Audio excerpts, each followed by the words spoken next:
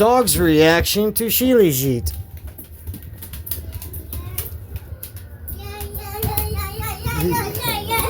Bingo, come here. Blue likes it. Seems. Oh, Blue's getting all of it. Bingo don't like it.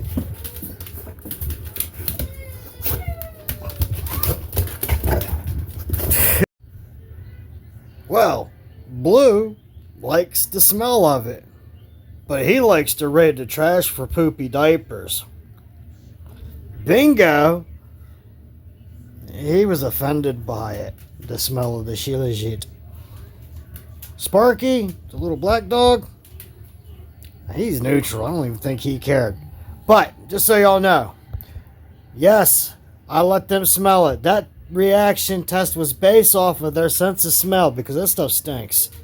So that was based off of their sense of smell. I did not let them taste it because, yes, it is for human consumption.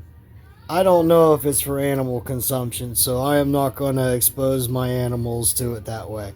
I'll let them smell it, but I will not let them ingest it. Just so y'all know.